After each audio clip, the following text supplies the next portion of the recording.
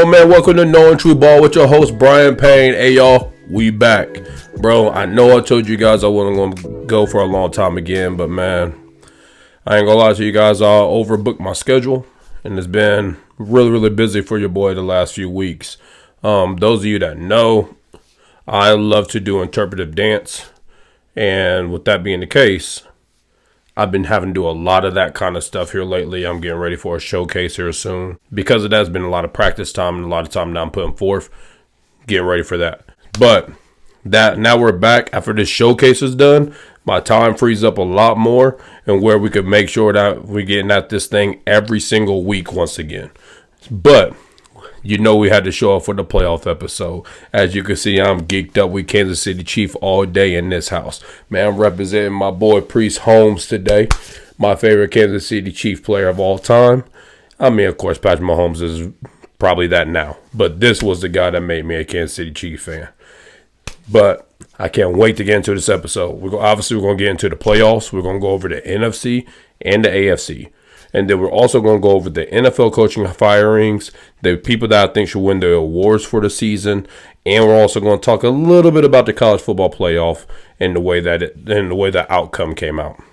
So the first thing we're going to do is talk about the college football playoff. Bro, man, we had Michigan win the whole thing. They were the best team in the country for the whole season.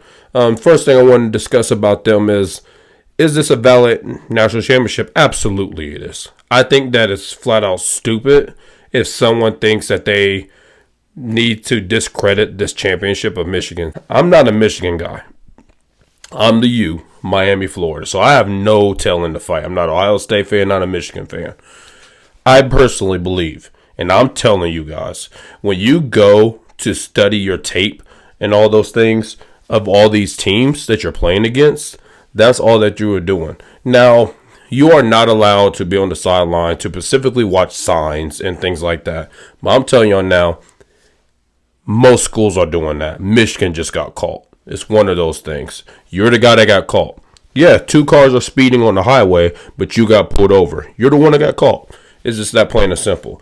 But then anyway, for them to miss Harbaugh for them 3 games, played against Penn State and Ohio State without him on the sideline.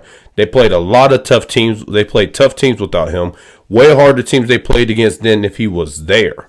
That straight up shows how talented of a team they are and why those players do not deserve that championship to be discredited. Now, also, it helps that they had to play against Alabama because they played against Alabama, who I actually thought was going to win the whole thing. That's who I guessed at the beginning of it, which obviously came down to a good game, went to overtime, and Alabama's play calling at the end of that game was absolutely horrid. I do not know what they were doing. The center should have been pulled.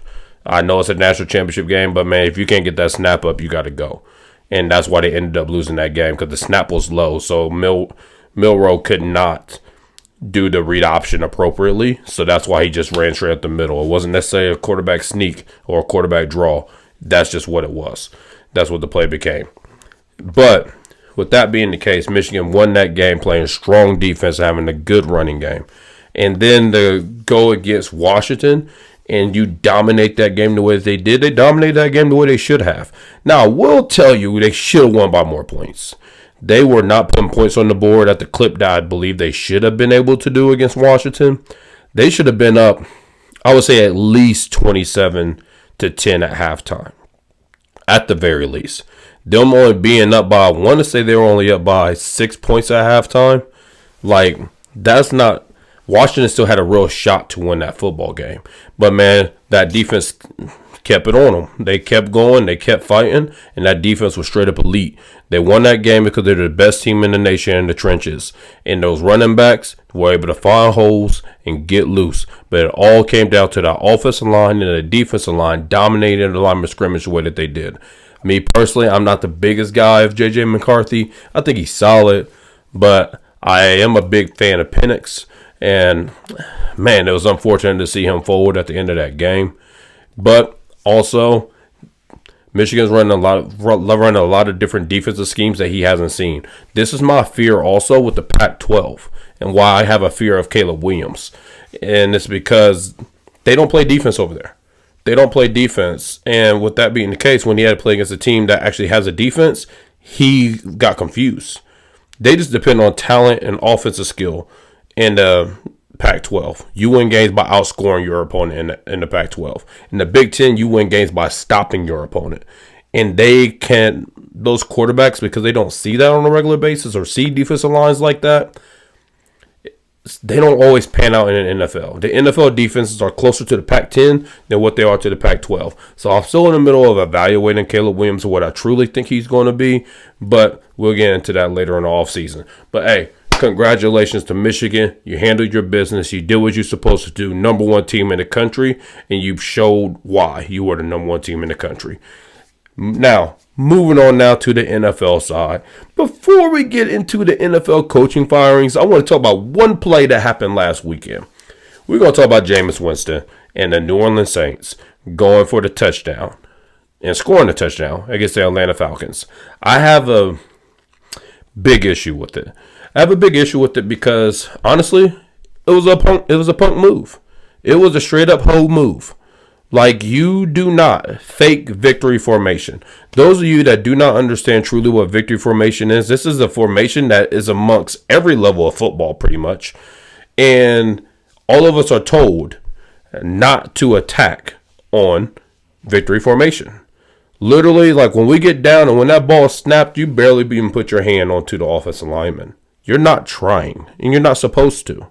It's just the quarterback's going to take a knee. We all know what time it is. Game's over. Let's get up out of here healthy. But instead, you do that? But that was Bush League. Now, for me, it's not even about being upset that they tried to score a touchdown when you're up by that many points. I really don't care about that. I'm a guy that says run it up. If you beat me by 70, guess what? I deserve to lose by 70. It's not plain and simple. So if you want to run it up. I ain't tripping about that. But I am tripping when you sneaking it. I am tripping when you being a hoe about it and you ain't trying to show what's going down. If they're going to normal I formation or shotgun, whatever, you run that play, guess what? The defense knows that you're running that play. And if I was Jamal Williams, I would have said, nah, bro, I don't want that. I don't want that sneak touchdown just to give me one touchdown in the year. No, give me a real play. Let me earn my touchdown. Let me earn it. So for me, I didn't like none of that. And that's probably actually the reason why they're not making the playoffs. Obviously, their minds and their mentality is not where it's supposed to be. They do not have a winner's mentality. They do not have a leader and a head coach. Because how is the head coach being overruled by the backup quarterback and the other backups of the football team? I'll be shocked if Dennis Allen has a job within the next week. But now, moving on now, speaking of Dennis Allen, let's move on to the NFL coaching firings. Man, we've already had 7 coaches fired. And I actually think there are 2 more openings that's going to be taking place at minimum. And with that being the case, we already got the Atlanta Falcons firing Arthur Smith. As you guys know, I've been calling for that pretty much all season. He was not using his weapons correctly, if at all. And with that being the case, it's not really, I think he's a bad coach per se. He's a bad coach for that team. Like when you're drafting a guy like Drake London, you got to utilize Drake London. When you're drafting Kyle Pitts, you got to utilize Kyle Pitts. When you draft Bijan Robinson, you got to use Bijan Robinson. Tyler Algier had more rushing yards last year as a rookie than Bijan Robinson had this year as a rookie. I know Bijan missed a game, and there was that other little fluky game where he was out there just pretty much as a decoy. But still, like, he should have been getting the ball so much that, like, that's not even a conversation. He should have finished this year, the skill set he has and what he's proven on the NFL field. He should have finished this year with at least 1,200 rushing yards, even missing that game. At least. But that's why that boy lost his job. Moving on to the next team, the Tennessee Titans. Firing Mike Vrabel. This was very shocking to me. I did not see this coming. Tennessee was a terrible roster, was a horrid roster. So they were only going to be able to do so much. None of this is Mike Vrabel's fault. He is not at fault here. I personally think the only reason why the firing happened is because there's the powers to be. Talk about the upper management. I think that him and upper management were bumping heads. And when you got alphas like that bumping heads, somebody got to go. Obviously, they let Vrabes go. And I actually think Vrabes wanted to go. Because the opening that I am expecting to open is the New England Patriots. And with the New England Patriots job opening, I do not think there's a better guy to take that job than Mike Vrabel. He is the perfect guy to succeed, to be the successor to Bill Belichick. And he could go there. They could still have the same mentality, but it's going to be up to date. It's going to be far more up to these guys. You could now have a different guy actually be the GM, draft the talent, bring the talent in, but you can maintain that the mentality of the New England Patriots, the Patriot way. You can maintain all of those things. When Tennessee was winning those games, bro, he was doing that with Ryan Tannehill, who was never an elite quarterback, a strong running game, and a strong defense. Guess what? That's everything the New England Patriots have been in recent memory. And outside of those years with Randy Moss and Tom Brady, they never were like this crazy elite passing attack. Never were. Well, I'm sorry. I take that back. You had the year with Gronk and Aaron Hernandez and all that kind of stuff. I know. But Tom Brady only has one MVP, I believe. Maybe two. And that's all he has. And you was talking about 20 years of football. That shows you like he was never necessarily like having this crazy elite offense. He was the best quarterback ever. He was not the best statistic quarterback ever whatsoever in terms of like per game basis. But with that being the case, I think Mike Vrabel is the perfect guy for that job if Bill Belichick is let go, which I think he should be, not because he can't coach. It's just time. Just like the Philadelphia Eagles let go of Andy Reid. Guess what? They won a Super Bowl and made another one after they let him go. They won one with Doug Peterson, and they made it to one last year with Nick Sirianni.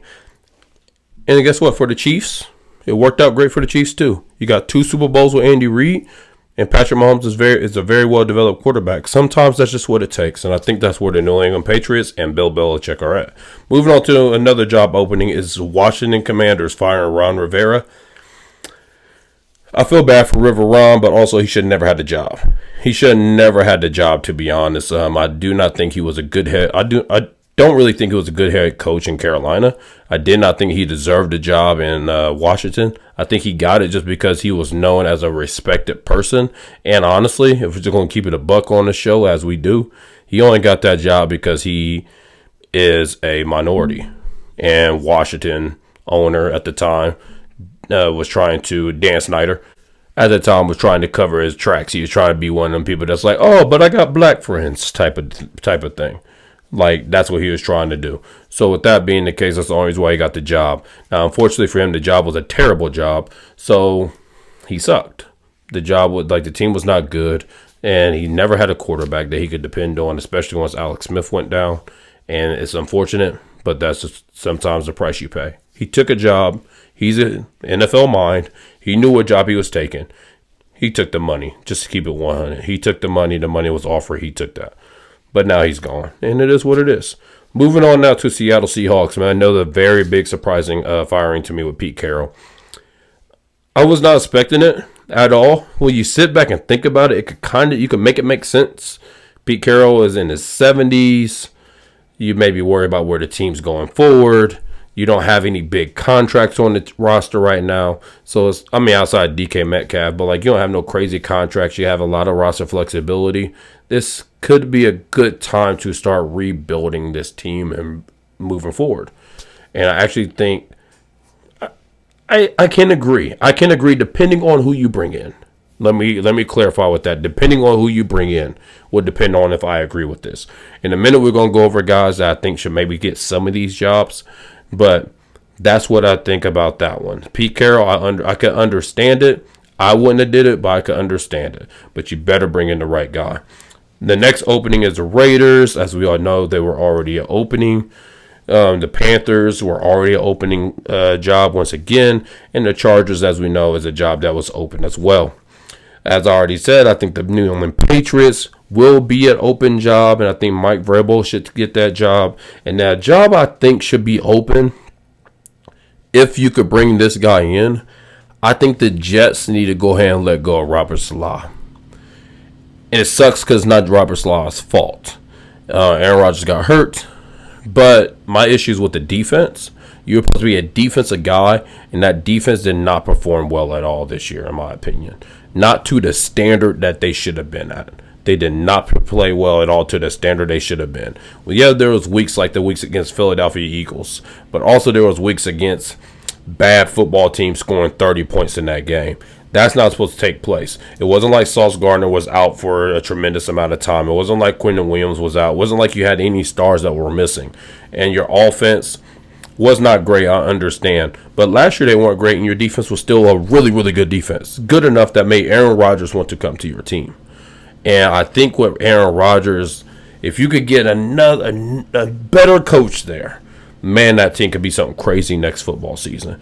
So now to get to who I think should be taking some of these jobs. We're not going to go over all of them because I need to see how the rest of this maps out. But some guys that immediately come to my mind for some of these jobs.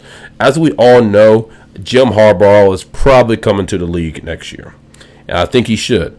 And they are really hyping up the Los Angeles Chargers job and the Las Vegas Raiders job. Here's the pros and the cons. I do think his mentality fits the Las Vegas Raiders, but the Las Vegas Raiders does not have the quarterback that you want there. They got a wide receiver in Davante Adams, but he clearly, to me, does not want to be there. Your defense is not built. Your offensive line is not built. Josh Jacobs is probably going to leave after this season, especially after the way that White finished the year this year, Zaire White. So I personally do not really like that job for him. I don't think they have the player personnel, and why would you want to go there? So I'm scratching out the Las Vegas Raiders. Then you go to the Chargers. Yes, you have Justin Herbert, but the issue with the Chargers is that the salary cap is off the walls. They're going to have to let go of a lot of guys. You have no idea where this is going to fall, and you have no idea how the salary cap will be affected in the immediate future.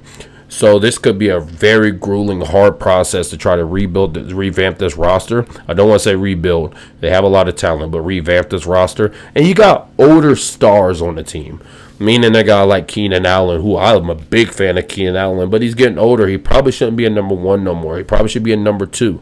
He probably should have a Stephon Diggs and Adam Thielen situation where he could be Adam Thielen. That's kind of the range that he's in. And then you got guys like Khalil Mack. He's getting older.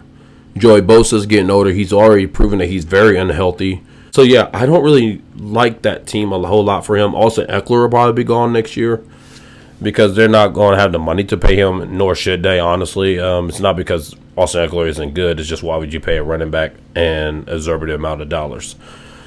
So, I don't really like that job. The only bright spot of that job is that you have Justin Herbert. That's the only bright spot. So I personally like him in a different place, in a place that's not getting a lot of love and a lot of attention. I think as the offseason goes forward, they will get a lot more attention. I actually like him with the Atlanta Falcons. I think that team matches him the best. He could go there. He could probably get more power from them than any other roster as he will want. Then to top that off, you have a draft pick. You have all your draft picks. They haven't been trading draft picks. You have all that kind of stuff. You also have a middle of the round draft pick, meaning that if you want to trade up to maybe get a Penix, to maybe get a possible Drake May, you're probably not going to get high enough to take Caleb Williams. Or you could stay put and take your national champion quarterback that you just won a championship with, J.J. McCarthy. I don't really like that plan, but I'm just saying you can. Then you also have financial flexibility. There's nobody really getting paid on the roster. Your defense, that's the closest defense that's built personnel-wise to his defense in San Francisco when he was in San Francisco, and the defense in Michigan. This is the best team in the trenches that has an opening that I think that he may like to go to. Then on top of that, on the offensive side, you have an elite running back in B.J. Robinson. Once again, San Francisco, when he was there, he had Frank Gore, and then he goes to Michigan. He just won his national championship with Crum and Edwards. So you got that with the Atlanta Falcons. You also got your Drake London. Once again, you go back to the San Francisco team. Actually, I think Antoine Bowden was gone by that point. But no, you have Michael Crabtree. Boom, there you go, Drake London. Also, go back to that team. You have Vernon Davis. Boom, you got Kyle Pitts. Your offensive line is more solidified here than any of those other teams' offensive lines. I think this team is the most well-built team in the best situation for Jim Harbaugh to go to. So this is where I think Jim Harbaugh should go. He should go to the Atlanta Falcons. Another guy that should go to a team is Dan Quinn. Dan Quinn should be going to the Seattle Seahawks. Honestly, I just think it's a perfect marriage. The defense that he had there with Richard Sherman, Legion of Boom, back when he was the DC, he could go back there, and they drafted guys that fit that mold once again. These guys are not the Legion of Boom. I'm not saying that. But guys that have that talent, guys that play that style of football. They could, what they do in Dallas, he could go up there to Seattle and do that with Seattle. So I actually think that's a great fit for him. Give him a strong offensive coordinator, and I think Seattle will be off and rocking and rolling, and I will be okay with the Pete Carroll firing if you could get Dan Quinn.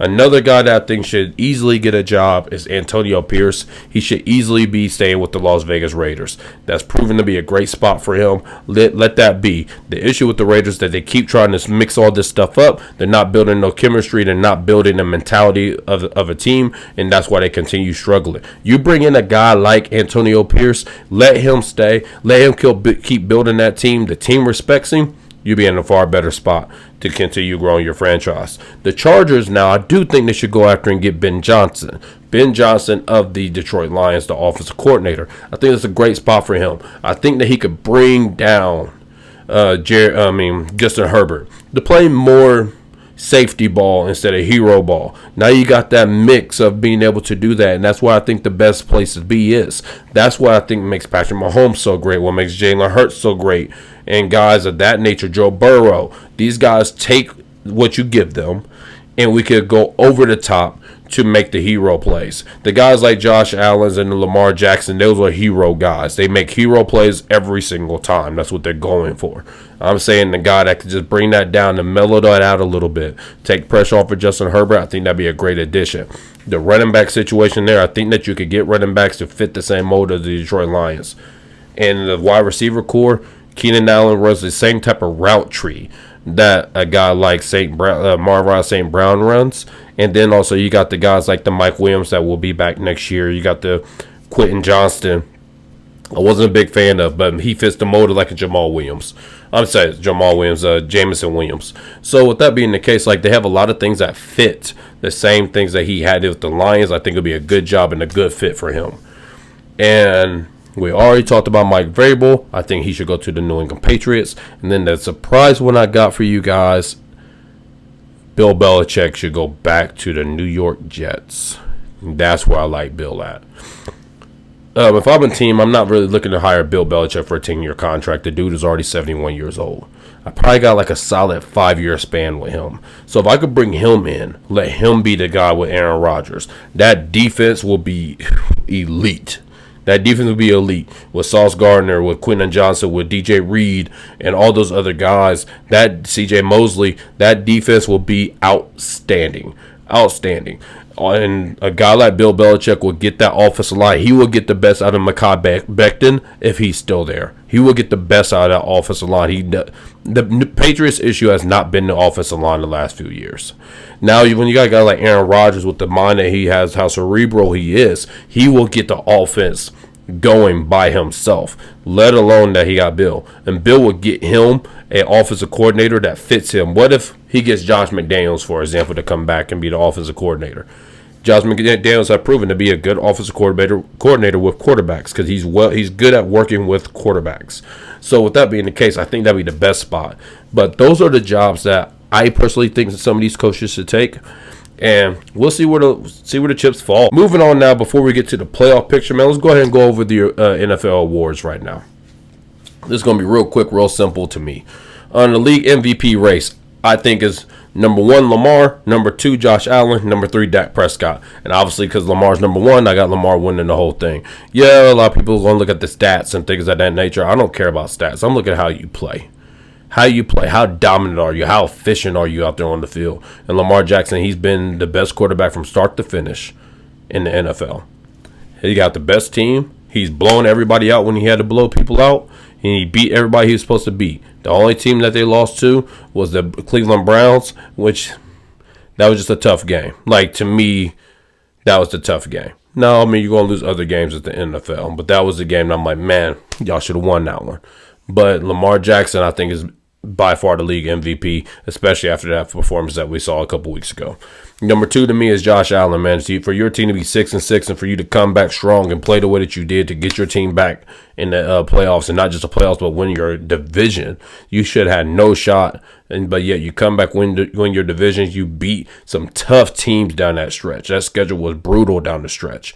Man, for you guys to get that record, I personally think he should be number 2. And number 3 for me is Dak Prescott. And the reason why he's number 3 for me is simply because, to be honest with you, every time we saw them play against good teams, they folded. They folded. The only team that they beat was the Detroit Lions, which is a controversial victory. I'm not getting into all of that. As you guys know, the refs called what they called. You got to win the game. Detroit blew that game, in my opinion. Once they called that penalty, you should just kick the field goal. You was being greedy. Kick the field goal, go to overtime, and have a chance to win the damn football game. But anyways, Dak Prescott to me is number 3. He has the numbers. He just doesn't have that extra seasoning of victories and things like that for me to be the league MVP. Moving on to Offensive Player of the Year. I think Offensive Player of the Year should go to Christian McCaffrey. I really only got 2 guys. It's either between Christian McCaffrey and Tyreek Hill to me. Is that plain and simple? Tyreek Hill, unfortunately, you missed a game. So with that being the case, I'm going with C-Mac. C-Mac should be the Offensive Player of the Year, and I also think he's the best player on the second best team in the NFL in the San Francisco 49ers. If you're not going to give him the MVP, you could at least give him the Offensive Player of the Year. Moving on to DPOY, Defensive Player of the Year. I got TJ Watt being the Defensive Player of the Year this year. Man, it sucks he got hurt and that he's not going to be able to play in this game against the Buffalo Bills in the first round, but I got him being Defensive Player of the Year. The runner-up to me, number 2, is Max Crosby, actually. Man, look at the dude's numbers. Look at what he did. Look at the importance of him on that defense. That dude was elite this year. Honestly, if they had a better record and was a possible strong playoff team, I may even have looked at him as being a possible Defensive Player of the Year. But he is my number 2. He is my runner-up. And number 3 for me, because I think there are 3 guys that really qualify for it this year, is Myles Garrett. Myles Garrett was just straight up alien this year, bro. This dude played ridiculous, and he played great football all season. But once he got hurt, the numbers went down a little bit. And on top of that, he missed a game. TJ Watt didn't miss no games. Max Crosby didn't miss no games. So because of that, Myles Garrett, you got to fall number 3 for me. Moving on to Offensive Rookie of the Year. This was a tough one. Obviously, we all know it's between 2 guys. It's between C.J. Stroud and Puka Nacua. I'm going C.J. Stroud to keep it a buck with y'all. He made the playoffs. He made the playoffs with the Houston Texans. You guys were laughing at me, probably. Earlier in this year when I was saying, watch this team, watch how they grow. These guys could play some ball. I will tell you, I did not think they were making the playoffs this year. But the fact that they did, and the fact of what they were the year before, bro, he's easily, to me, the Offensive Rookie of the Year. Number 2 is Puka Nacua, who had a great season. If it wasn't for a guy like C.J. Stroud, we'll be talking about this dude being Rookie of the Year, having one of the best rookie years that we've ever seen. Moving on now to Defensive Rookie of the Year. This one's a little tough. To me, it comes down to 4 guys. I got Devon Witherspoon. I got Byron Young.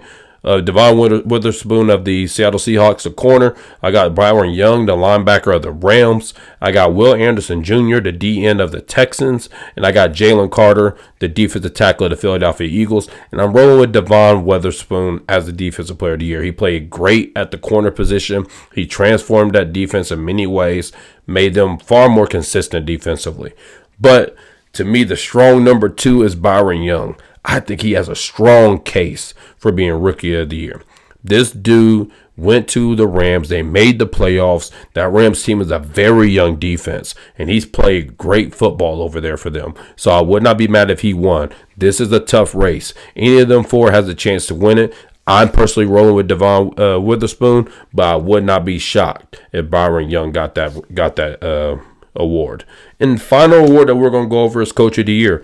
And to me, this one was a little tough. It's a little tough for 2 guys. We're going to talk about 4. I'm going to bring up 4, but the top 2 guys to me. Number 1 to me is DeMeco Ryans. That is my Coach of the Year. Number 2 is Kevin Stefanski. Man, this guy went through a lot of injuries. He's down to his 4th quarterback. He has an 11-6 record with Joe Flacco at quarterback. This man didn't have a job. He was at home with us. He was at home with us, chilling, posted up. But instead, bro, this man got a job, and he's out there playing great football. But, man, to think that they were winning games with Walker and winning games with Deshaun and trying to win games with the young rookie Thompson, like, bro, they had a heck of a season. They lost their tackles at the beginning of the year. They lose Nick Chubb. Like, when you think about all the things they overcame, bro, this is by far one of the best coaching jobs in the NFL of this season. Number 3 is Dan Campbell. Number 4 is Mike Tomlin. Number 3 is Dan Campbell because they took the leap that we expected them to take. They made the playoffs, and, man, he's been a great coach, honestly, since he's been in the league, and now he deserves that credit. And number 4 to me is Mike Tomlin because, like I told you all at the beginning of the year, I could not put the Pittsburgh Steelers last. They are by far the worst team in that division. And somehow, some way, I told you guys they're going to make the playoffs. I don't know how. I don't know why. They're going to make it. And here we are. They're in the playoffs with one of the worst rosters I've ever seen in the playoffs. This team is bad. They're bad, and somehow they're here. So with that being the case, I'm giving it to Mike Tomlin, let alone the turmoil that they went through earlier in the year. But just to discuss real quick why I'm going DeMeco Ryans over Kevin Stefanski.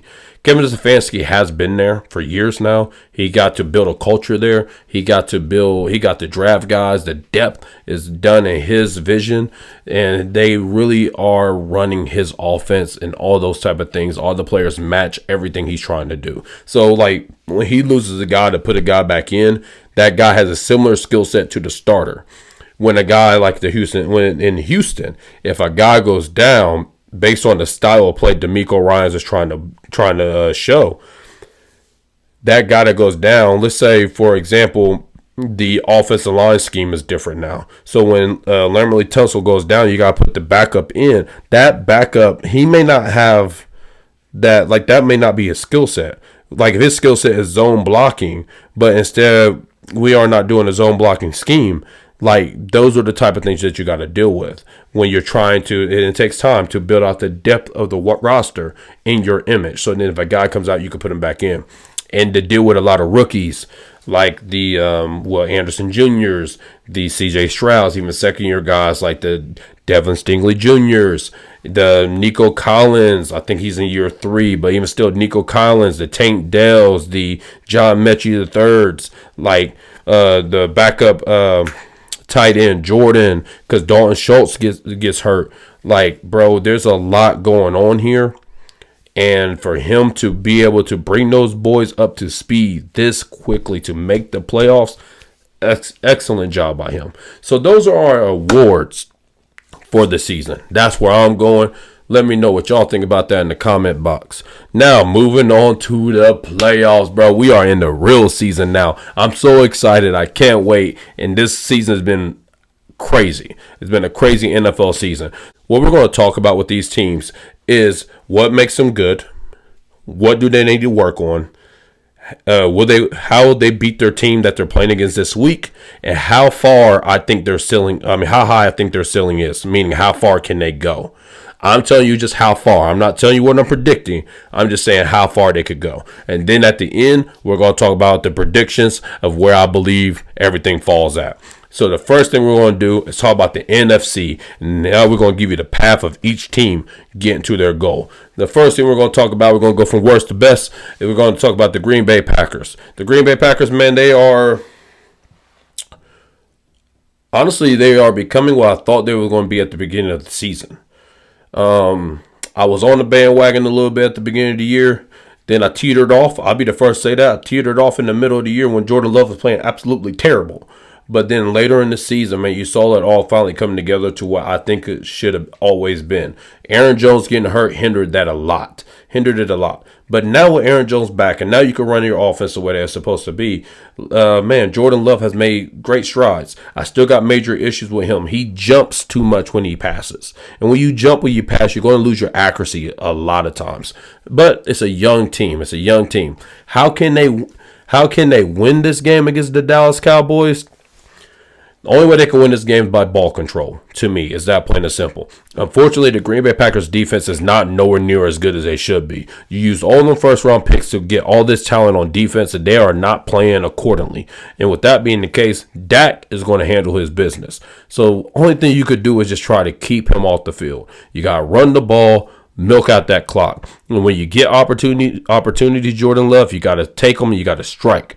Christian Watson, hopefully he's playing in this game because you're going to need that deep threat. There are going to be times when you're going to need that explosive play, and that's your explosive playmaker. But that's the only way that I see them winning this game. How far do I think they could go? Honestly, I don't see them making it out the first round. It's unfortunate. I know. Hate to do that to you, Green Bay Packers fan, but also, hey, man, you guys are a year early, in my opinion. This should have been a year where you guys should have been finishing about 7-10. Instead, you finishing 10-7 in the playoffs. To me, you're a lot like the Houston Texans. You're a year early, just taking it stride. Y'all have a good uphill slope going. So keep that up. Moving on now to number 6, the 6th seed, the Los Angeles Rams. Man, Matt Stafford and Co. Man, they're playing great football. Matt Stafford, Cooper Kupp, Puka Nacua. These guys are and we cannot leave out the running back, Kyron Williams. They're playing great football, and that offense could score 30 on anybody. The issue with this team is only the defense. And it's not an issue because they suck. It's an issue because they're young. They're just a young defense. And with them being so young, there's going to be lapses in the defense. So it's a matter of how long can they just hold on in there. How long can they hold on? And with a guy like Aaron Donald, you just got to stay in the game. Just stay in the game. And if they could stay in the game and they could get to that drive where like Dak Prescott has to drive this ball down the field to get this field goal to win the game or touchdown to win the game. I'm sorry, I said Dak Prescott, Jared Goff.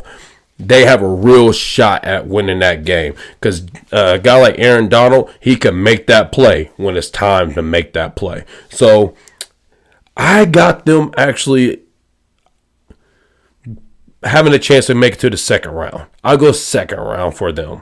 I do not see them making it past Dallas or the San Francisco 49ers. I think they'll have to play against the 49ers next week if they win this game. But that's how far I got them going. How can they win this game against the Lions? They can win this game easily in the certain just be efficient on offense and attack. That defense is not good. All you gotta do is slide the protection to Hutchinson, just slide the protection that way. The safeties aren't the greatest. C.J. Gardner-Johnson, he's changed his name to whatever bull he changed it to. But anyway, C.J. Gardner-Johnson is the only guy they got back there on the secondary that I'm super concerned about. I do like Branch, though. But when you got guys like Puka Nacua and you got a guy like Cooper Kupp and then you got a guy like Tyler Higbee, I believe he's still healthy. When you got that going on and then Kyron Williams in the backfield, I think it's going to be pretty simple for the offense to score the points that they need to score to win that game. So I think that the Los Angeles Rams can beat them just by controlling the game, controlling the offense, controlling when you got the ball, allow Aaron Donald to make the play when it's time to make the play. Moving on to the number 5 seed, the Philadelphia Eagles. Man, I don't have nothing good to say about this team right now. Nothing good to say. So we're just going to focus on what they need to improve on, which is everything. But the defense, I think, is trash. I mean, I got to stop hoping that the defense will take this step. Unfortunately, the defensive coordinators are terrible, and that's why they have not performed accordingly. I do believe that they got guys on that defense, but I think the scheme is not matching the guys, and because of that, the defense cannot play up to par. So we're going to focus on the offensive improvements because the offense can improve, and then they could win some of these games. And Jalen Hurts, they have to get him back under center. That's first of all. Get under center, because when you're under center now, it's easier to run the football. Then if you go back to running the football, specifically to the right side with Lane Johnson. I think Landon Dickerson plays on the right side, and obviously Jason Kelce's in the middle. You go back to the right side, lean on that right side and running the football. I think that's going to help you out a lot, especially going against the Tampa Bay Buccaneers. Then the next position that you need to focus on is the wide receiver core. We need to run more motion. But when I say moving plays, more on target plays for the wide receivers, there needs to be more crossing routes, more slant routes, more curls, more hitches, things of that nature. Because the issue is that the offense is off time because they keep going for home run plays. It's either we're going to take nothing or all of it. And so we need to get back to just having the schedule go according to plan. With a guy like you got AJ Brown, bro. This wide receiver is big enough to run a slant route. You got Devontae Smith. He is crafty enough to run a crossing route or a deep dig. Like, you could do those things. You got to get back to the basics. Stop going for a touchdown every single time you have the football. And the offensive line, you got to gather it together. They got all the talent they need on the offensive line. The issue with the offensive line is that for whatever reason, the cohesiveness is not there right now. I don't know if it gets there for the playoff game. So how do they beat the Tampa Bay Buccaneers? You beat the Tampa Bay Buccaneers by just controlling the game, controlling the clock. And just play safe. Just play safe. As long as you play safe, you will beat the Tampa Bay Buccaneers. And how far can they go? The Eagles have the potential to make it to, I will say, the NFC Championship game. That's the furthest they could go. I do not see them beating San Francisco. I do not see that happening. So that's the furthest I think they could get. But we'll see how it all plays out. Moving on to number 4, the 4th seed, the Tampa Bay Buccaneers. They're the 4th seed because they won their division. That's why they're above the Philadelphia Eagles. And the strength of this team is that they can attack you deep offensively. When you got guys like Chris Godwin, you got guys like Mike Evans, who's playing at a Pro Bowl, all-pro level this season. When you got those kind of guys, and you got a guy like Baker Mayfield who has shown the willingness and the gutsiness to go ahead and let that thing fly to Mike Evans and Chris Godwin, you could really attack people through the air. So with that being the case, if they could get a lead, I think that's their goal. Get a lead and maintain that lead. Defensively, with your linebackers, you could cause problems defensively. They're not an elite defense, but they could cause problems. They're one of them teams that you really don't want to deal with, kind of like the Houston Texans. You just don't want to deal with them, but you should be able to beat that team. And the way that they could beat the Philadelphia Eagles is by attacking those corners. Attack them. Attack the secondary the entire game. The entire game. As long as you're doing that, you have a real shot at beating the Eagles, no matter what the Eagles offense does. The Eagles offense is going prolific. You guys will also be prolific because you are attacking through the air. And you could give yourself a chance to win the football game. And that's all you can ask for. Linebackers cannot fall for the RPOs. You got to read that correctly. That's how you beat the Philadelphia Eagles. How far can the Tampa Bay Buccaneers go? I think this is the only game that they could win. They can beat the Eagles. I don't see them beating anybody else in that conference. The number 3 seed, the Detroit Lions. The strength of their team is their offensive line. Their offensive line is fantastic. So as long as their offensive line can continue doing what they're doing for most of the season, they will dominate a lot of games that they're playing in. They will control the clock, they will control the pace, and they will give themselves a strong chance to win. With guys like Sam Laporta at the tight end spot, Amon-Ra St. Brown, Jamison Williams, really getting his feet back. I'm not saying he's a leader or nothing, but just getting his feet back. He's a deep threat. He's someone you got to be concerned about, that you got to back up the defense, which opens up the middle of the field for Amon-Ra St. Brown, for Sam Laporta, and also for David Montgomery and Jahmyr Gibbs to work that running game in the middle of the field. The strength is the offensive line. As long as they continue doing what they're supposed to do, they will be in good hands. The defense is the problem. That secondary is awful. The run defense is okay. They're okay, but the pass defense is god awful. You only got one pass rusher in Aiden Hutchinson, and that's a problem. When you play against playoff teams, they're going to slide the blocking scheme towards him, and he's going to get double teamed and chipped the entire game. He's not going to be able to make a crazy impact. So they got to find pressure from somebody else.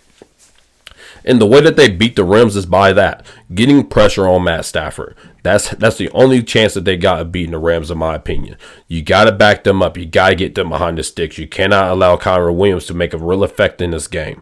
You cannot allow it. If you allow it, you're allowing it because the passing is going crazy, meaning Cooper Kupp and Puka Nacua, one of them two is balling in that football game.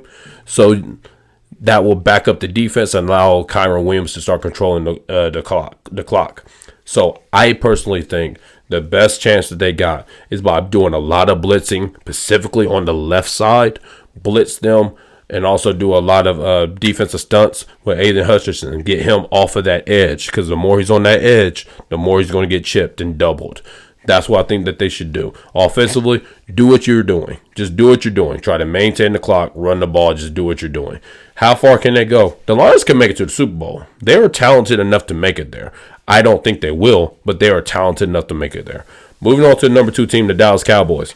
What makes their team good? Easily, elite passing attack. CeeDee Lamb and Dak Prescott are the best wide receiver quarterback duo this year in the NFL. They are taking advantage of almost any and everybody. I say almost because there are games in there where they played against elite competition where they did not do what they were supposed to be doing. But other than that, man, they're playing great. Ferguson is playing really good, working the middle of the field. They finally realized Brandon Cooks can actually play football and kind of gave up on Mike Gallup. They should have been did that. The issue with them is the running game. The running game is awful. As I've been saying all year, they needed to keep Ezekiel Elliott. They needed to keep him just to keep the offense on schedule. I'm not saying he's better than Pollard. Just keep the offense on schedule. But defensively, they have a great pass rush, but they are horrid against the run. They are bad against the run. And because they're bad against the run, now you got to bring 8 in the box. And once you bring 8 in the box, now you put those guys like Bland and Gilmore on islands. And Bland is not good enough to be on the island. He is not good enough to be on the island. Not against a true number 2 or / number 1 wide receiver. Actually, I would say them teetering number 1 wide receivers like the Devontae Smiths and the guys that he's going to see in this playoff run. Even the game that they're playing against the Green Bay Packers, if he has to go against Christian Watson by himself, Christian Watson could get him. He could get him. So you do not want to fall into that. So Dallas, you need to make sure that you get a lead. Once you get that lead, now the Micah Parsons and them boys can pin their ears back and come at Jordan Love. That's how you win the football game. How far can they go? Bro, they can make it to the Super Bowl and win it. It's just that plain and simple for them. The issue for them is just be able to run the ball and stop the run. Moving on to number 1 team now, the San Francisco 49ers. Obviously, they don't have a game this week, so we ain't going to talk about how do they win their game. But we're going to talk about everything else, man. This is just an elite team. They're an elite team. They're complete. But the issue for them is that they're top heavy. So if one guy goes down, it could drastically change their game. Drastically change their game. I mean one guy, any guy. You tell me Trent Williams is down, they'll lose. You tell me Debo's down, they'll lose. You tell me CJ McCaffrey's down, they'll lose. You tell me Fred Warner goes down, they'll lose. Like Nick Bosa, any of these guys, they are that top heavy. They invested in their studs, their stars, and they're taking cheap deals to fill out the roster. So with that being the case, that's what they have to do.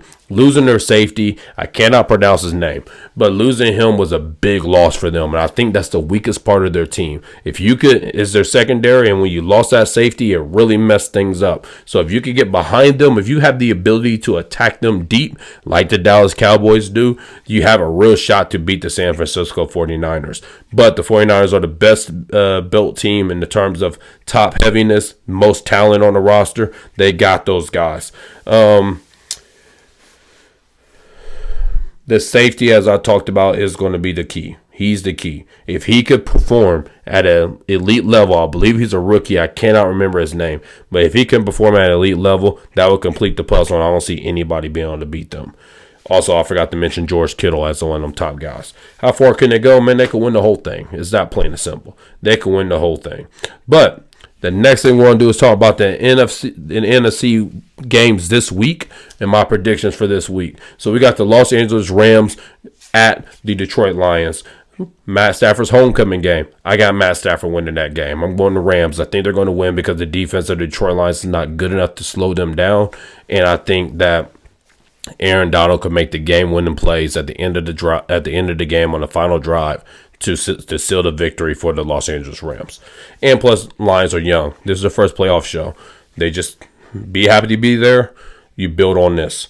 Moving on now to the next game, we're going to talk about the Tampa Bay Buccaneers the Philadelphia Eagles at the Tampa Bay Buccaneers. I got the Eagles winning, but this game is tricky. Don't bet on this one. I would not be shocked if the Tampa Bay Buccaneers win this football game. The Eagles' defense is that bad, and the offensive chemistry is that far off. And Jalen Hurts is playing through what seems like 1,000 injuries. I think that the Tampa Bay Buccaneers has a real chance of winning this game. I would probably say 60-40. 60% Eagle, but 40% that the Tampa Bay Buccaneers could win this football game. In the final NFC game of the week, is going to be the Green Bay Packers at the Dallas Cowboys. I got the Dallas Cowboys winning. I do not think the Green Bay Packers offense is going to be play well enough to even, defense is going to play well enough to even keep them in the football game, which means that you're going to put Jordan Love in a lot of adverse situations. The strength of the Dallas Cowboys defense is their pass rush, and now you're making them pass the ball every single play. Is that plain and simple? And plus, once again, just like the Detroit Lions, you're a young football team. Be happy to be here. This is a building block. That's what this is. Moving on to the AFC teams. I'm going to start from from the worst to the best. Once again, number 7, the Pittsburgh Steelers. I don't have nothing good to say. I don't know how they're here. I have no idea how they're here. This is a terrible offensive football team. Defense is solid. I could live with the defense. You give me Mika Fitzpatrick. You give me TJ Watt. You give me Heisman, I believe his name is. I like these guys. I like the defense. The defense is cool. Unfortunately, now though, they lost TJ Watt, and I think that's really what's going to screw this game up against the Buffalo Bills for them. But offensively, I mean, it's professional now with Mason Rudolph there. It's a professional offense, but it's not a good offense. So with that being the case, the only way I could see them beating the Buffalo Bills, honestly, is by the defense playing great and Josh Allen doing Josh Allen mistakes, that the bad Josh Allen shows up, which is possible, very possible. You never know what week that Josh Allen is going to show up. So I think it's a real possibility that they could win the game, but that's the only way I see them even having a chance to win. How far do I think the Steelers go? I don't think they make it out this weekend. Moving on to the number 6 seed team, the Miami Dolphins. Man, the beauty of their team is that they're explosive as hell. We all know that. Devon Achane, Raheem Mostert, Jalen Waddle, Tyreek Hill, like they are an explosive offense. The issue for them is that if they get off track, off schedule, they cannot make that up. If they get too far behind where a team could run the football on them and just kill the clock, they can't make it up. But the offense, they could do some great things. Defensively, they're actually still okay. They're okay, but by losing Bradley Chubb, and then you already lost Jordan Phillips, you have no pass rush, and that's going to be your killer. That's going to be your killer. How do they beat the Kansas City Chiefs? They beat the Kansas City Chiefs by honestly just attacking. Just try to attack. Try to pass. That's the only way you can do it. Build up a lead. If you make the Chiefs have to chase you, I don't know if the Chiefs' offense is explosive enough to keep up. But if you cannot make the Chiefs chase you, and you let the Chiefs teeter in this game, you will lose this football game. You will lose. How far can the Dolphins go? Unfortunately, because of the injuries, I do not think they can make it out the second round. It's strictly because of the injuries. If they don't have the injuries that they have, I actually think the Dolphins had a real chance of making the Super Bowl. But based off the injuries that we've seen, unfortunately, I don't see them making it past the second round at best. Moving on to the number 5 seed, the Cleveland Browns. Man, the offense is shocking. It's shocking. I can't explain it. But Joe Flacco, man, he's playing fantastic. He's playing fantastic football. You got an elite wide receiver in Amari Cooper. And Elijah Moore is now coming to his own as a number 2 wide receiver. You have 2 solid running backs, 2 good number 2 running backs that's giving you the equivalent of a poor number 1. So with that being the case, man, the offense is solid. Just keep doing what you're doing. Just keep running that Stefanski offense. That's why the offense works with Joe Flacco. He runs more of a Stefanski offense than Deshaun Watson did. Play action boot, play action pass, things of those natures. That's what made Kirk Cousins look like that when he was in Minnesota with Allen Thielen and Stephon Diggs. So with that being the case, man, the offense is solid. The defense we all know is elite. You have elite talent on defense with Denzel Ward, Greg Newsome, Grant Delpit, Myles Garrett, all them boys, bro. You have an elite defense. And Zadarius Smith, I believe. Like, your defense is elite. So as for them, how do you beat he's in Texas. Texas, no mistakes. When I say no mistakes, I mean no offensive turnovers. You're going to make mistakes throughout the game. We all know that. No offensive turnovers. No turnover, no interceptions, no fumbles. As long as y'all do that, you'll win the football game. It's that plain and simple. How far can the Browns go? The Browns can make it to the Super Bowl now. They can make it to the Super Bowl. That defense is that elite. That defense is that elite. I do not think they will. But they could make it to the Super Bowl. I actually think it's more realistic that their furthest is the second round. I think that's more realistic for the Cleveland Browns. Sorry if y'all heard a little shudder going on. I hit my mic on accident. Moving on now to number 4 seed, the Houston Texans. Oh, man. The great part, you have an elite quarterback. You have an elite quarterback and you have an elite left tackle. You have 2 pinnacles of your offense established. They have 2 solid running backs. And you have a group of wide receivers that you have to watch. That's what I would say. You have to watch. Meaning, you got Nico Collins. He could get a buck on you. You got a Robert Woods. He haven't done it this year, but you can't just act like he's not there.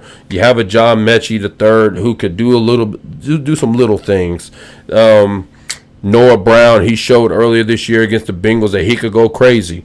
So, like, with that being the case, like, you got some solid guys. You got Dalton Schultz. You got the backup tight end. Can't remember his first name. His last name, Jordan. Like, dude, you got some solid things on this offense. So, for them, it's just do what you guys been doing. Stay on schedule, stay on track, and attack through the air. For the defense, you guys just got to try to rush the passer. That's your biggest hope. Get them behind the sticks.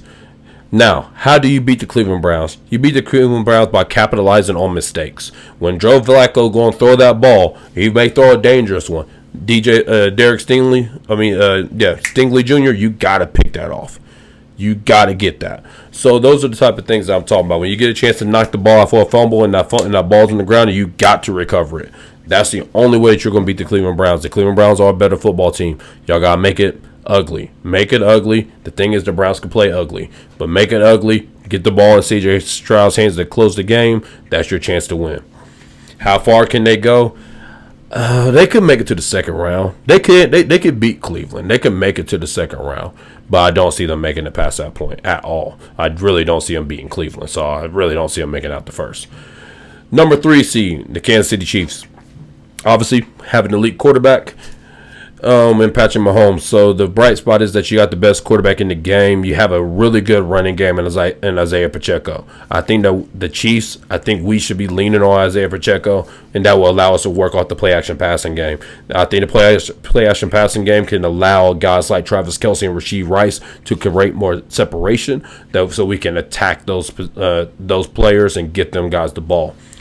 And our offensive line, the middle's good. The tackles are trash. That's been the weakest part of the Chiefs, and that's why the Chiefs' offense has been fluttering so bad, because those outside tackles are just awful. The defense is one of the best defenses in the NFL, in my opinion. Chris Jones is playing at an all-pro level. Trent McDuffie, he should have been a Pro Bowler, and things of that nature. Like, bro, they've been playing very, very, very, very good football. I have no complaints about the defense whatsoever. Nick Bolton's back.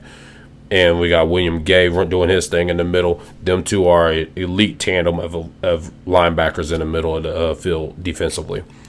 How do we beat the Miami Dolphins? We beat the Miami Dolphins by stopping the one thing that they do.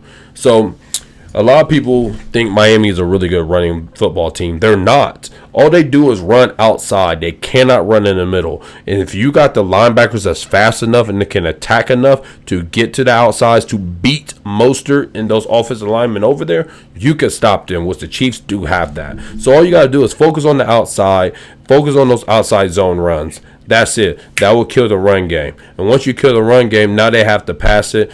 Double Tyreek. You live with Jalen Waddle doing what he does. You live with that. Double Tyreek by bracketing Tyreek, not immediately doubling. Bracket him. And once you bracket him, that's going to push Tua to look somewhere else. Tua's biggest weakness this year is that he wants to throw every ball to Tyreek. Every ball. Look at Matt Stafford back when he's with Detroit. When Calvin Johnson was there, he attacked with Calvin Johnson so much. But when Calvin Johnson retired, he may have had the best year of his career the next season. And the reason why is because that was the year with Golden Tate and them boys. He had to spread the football around. Man, when sometimes you got that elite target like that, like a Tyreek Hill, you just want to give him the football. And I understand why. He's a dog. He's Tyreek Hill. But the issue is that when you do that, it makes the game more simplistic, and now you're late on your reads because you're waiting for Tyreek. You're waiting for him. Notice what happened in the last game when they needed that game against Buffalo to be the number 2 seed and have home field advantage. Tyreek had to come out to play. That's another reason why the Chiefs have a great chance of winning, because Tyreek's hurt. He had to come out. He forced that ball to Claypool because he didn't know where to go. Without Tyreek, he's struggling to read defenses. And it's just because he has the luxury of having Tyreek Hill. That's the only reason. So that's how you beat the Miami Dolphins. And how far can the Chiefs go? I still think the Chiefs could win the Super Bowl. That's how far they could go. I doubt it, though. I think the furthest that the Chiefs will go is to the AFC Championship game. But they have the ability to win the Super Bowl because of the defense. That's why. There's more of a situation where the defense is so good that you just need the offense to make enough plays. And Patrick Mahomes, because you got him, he can make enough plays. Moving on now to number two seed, the Buffalo Bills. Obviously, once again, elite quarterback, bro. You got Josh Allen. You got Josh Allen. You got Patrick Mahomes. You got Lamar Jackson. You got really, to me, it's really them three. Joe Burrow. I'll throw Joe Burrow in there. You got one of those guys. You got a shot. You got a shot to win any game as long as you got one of those guys. So, man, with him going and playing the way that he's playing, you have a good shot. The issue that I have is that he has been turning the ball over a little bit the last few games. And the last couple of games, I have not liked the way that he's truly played against the New England Patriots and even against Miami. He was either here against Miami or he was here against Miami. He's either great or like, damn, Josh, that was bad. So with that being the case, I need him to be more in this. I don't need all of this. I need you like here. I just do not need this. This is not what I need. And with that being the case, they have a great shot. They do have a shot. I need to see Stephon Diggs get more involved for me to really become a believer in this offense. Defensively, man, they have improved, which I've actually been impressed by. They have improved dramatically. And they've been holding teams down to a decent range, like once again against the Miami Dolphins. How far can they... I'm sorry. I jumped the gun a little bit. How do they beat the Pittsburgh Steelers? Don't make mistakes. Literally, that's it. As long as you don't turn the ball over or do anything, Steelers ain't going to win. Their offense will be lucky to be able to put up 7 points if they have to go the distance of the field every single time. If they got to go 60 or more yards to score a touchdown, it's not happening against the Bills.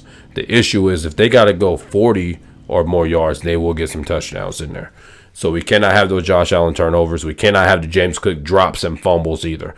Big fan of James Cook. I think he's a dog. Just like I said earlier in the year, once they got him more involved, they'll be a far better football team. When they did that, they went from being 6-6 to 11-6. Just saying. How far can they go? They can make it to the Super Bowl. You got Josh Allen. You can make it that far. That's how far they can make it. I don't think they'll get there because eventually, man, that defense is not going to be able to stand up strong enough. But they can make it there. Another reason why I'm a little sketchy on the Buffalo Bills is because they won a lot of good games, but there's been too many close games for me. Like, there's been too many close calls against the Miami Dolphins, close calls, against the Kansas City Chiefs, close call, against the Philadelphia. No, they lost to Philadelphia, but the fact that, like, that game was that close, like, man, I need you to, like, give me a little bit of wiggle room. Like, there's too many games with them that has been like, if this happens, you may lose this game. Close call against the New England Patriots 2 weeks ago. Like, it's too many games like that. Moving on now to the number one seeded team, the Baltimore Ravens. Man, we got MVP Jack over here. Obviously, he's the number one thing that they got going for them is that he is going to be the league MVP. He has weapons on the outside, so now you cannot put 8 in the box. Gus Edwards is playing good football. Hill is playing good football. Their offensive line is solid. Hopefully, with this week off, their left tackle Stanley can get a little bit more healthy where he could play more of the percentage of the snaps. So we'll see how that goes for him. But man, I love this football team. I think they are the most complete team in the NFL. The defense, I think, is the most versatile defense in the NFL, and that's what I love. See, the San Francisco 49ers defense, I think, it got some shaky points. Like I told you, the secondary, I don't have faith in. I got faith in the front four. I got faith in Fred Warner. I do not have faith in the San Francisco 49ers secondary. The Ravens do not have a weak spot on defense. Now, like, their defensive line is not elite, but they're not weak. Now, they do have an elite linebacker core, best in the football business, in my opinion, with Patrick Queen and Roquan Smith. Then when you got a guy like Kyle Hamilton that can move all over the place, and you're giving him a week off to get back healthy, but you got guys like Marlon Humphrey who could get back healthy. You got a good corner that could shut down a wide receiver. You got a X-factor player, that's what I'm going to call him, player X, in the star position and Kyle Hamilton, bro, they could play against anybody. And they've proven that. They beat the Detroit Lions by busting their butts. They beat the Miami Dolphins, bust their butts. Like, they're beating like elite offenses in the NFL. So with that being the case, they're the top dog. How far can they make it? They can win the whole dang on thing. That's how good they are. AFC predictions. The Miami Dolphins at the Kansas City Chiefs. I got Kansas City winning this game. It's going to be cold as hell out in Kansas City. It's literally supposed to be like a feel of 0 degrees. I think that's going to be a problem for a lot of the Miami Dolphin players. The Miami Dolphins offensive line is not elite, so I think Chris Jones and the defense could get to Tua Tagovailoa. The running game, I think, is simplistic. They can only do an outside zone run. They just try to cover it up. They put some makeup on it, but at the end of the day, the girl is still the girl, and that's what it is. They put makeup on it with the motions and all this pretty stuff, but at the end of the day, guess what? They run the outside left or outside right. It's that plain and simple. The biggest weakness and the biggest reason why I think the Chiefs win this game is because the one part that you can attack the Chiefs is at the tackle, attack the Chiefs left tackle and right tackle. You guys talking about Miami Dolphins not having Bradley Chubb and not having Jordan Phillips, you cannot attack those positions. So now the Chiefs tackles are not going to be a weakness. I think that's why the Miami Dolphins truly lose this game, simply because of injuries. Moving on now to the next game, the Cleveland Browns at the Houston Texans. I got Cleveland Browns winning this game, but I think the Houston Texans are live. I really think they're live. I'll probably say 70-30. 70% chance that the Cleveland Browns win, but I'm giving the Texans a chance, mainly because I'm that much of a believer in CJ Stroud. And something I should have said about the Chiefs. When you have an elite corner like Denzel Ward for the Browns, Miami Dolphins, you have Jalen Ramsey. What makes them great and effective is that you could put them on the star wide receiver and you take him out the game. The issue for Miami against the Chiefs is there is no star wide receiver. So what? Jalen Ramsey is going to lock up MVS, Marquez Valdes-Scantling. He's going to lock up Sky Moore. He's going to lock up Mecole Hardman. So, like, go ahead. Okay, you want to lock up Rashee Rice? Fine. Travis Kelce will run.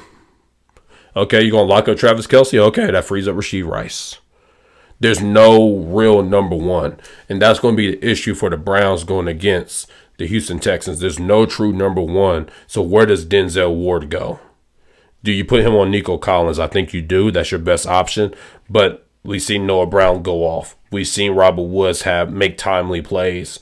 We've seen these things happen. You've seen Dalton Schultz do his thing. Not that Denzel Ward would be on Dalton Schultz at all. But the point is, there are many options. So, like CJ Stroud, he could go to other guys to allow those guys to make plays to possibly affect the defense. And the Browns have had moments where they have lapses on defense, mainly because the offense has lapses. I would not be shocked if Joe Flacco throws an interception or two in this game, and that's what's going to make the Houston Texans live in this game. Moving on to the last game, the Pittsburgh Steelers at the Buffalo Bills.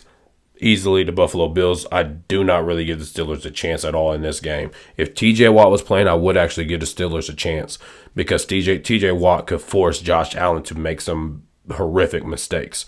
But he's not playing. I don't see that happening. So with that being the case, the Steelers offense, the only way they have a chance to win is by ball control. Try to make this game as ugly as possible. Try to win this game 16-13 or something like that. But they're not holding Buffalo to 13 points, I believe. Buffalo will score at least 24 points. And if they score 24 points, Pittsburgh don't have a shot. Now, the final things that we're going to go over are our AFC predictions for the championship game. For the AFC championship game, my predictions I think is going to be Kansas City at the Baltimore Ravens. That's what I think it's going to end up being. So that means I'm saying that I think the Kansas City Chiefs will take out the Buffalo Bills. I do believe that can happen. And I may be being a homer on that. I ain't going to sit here and lie to you guys. But that's what I like. For the NFC Championship game, I'm going Dallas at the San Francisco 49ers right now. That's what I'm seeing. Next week, we'll go over these games. But, man, it's going to be a good day. It's going to be a good day of football. Well, next 3 days. Good 3 days of football, Saturday, Sunday, and Monday. Don't forget that now. We got a Monday Night Football game, which I don't agree with. We'll talk about that a different day. But, hey, Thank you for watching Knowing True Ball with your host, Brian Payne. Please like, subscribe, hit me up in the comment box. We're getting back on track, y'all. We're going to be doing this every week for the rest of the season. Look out for the NBA content. It has not started yet, but as this playoff season starts waning down, and that the football season's waning down, I could put more focus on the NBA season. So please make sure that you're watching the social media feeds. I'm about to really start trying to update those things. I'm sorry, guys. It's all new to me. I'm not a big social media guy, but I'm going to try to start getting those things up to date. But yes, please like, subscribe. Hey, this is Knowing True Ball with your host, Brian Payne. Peace.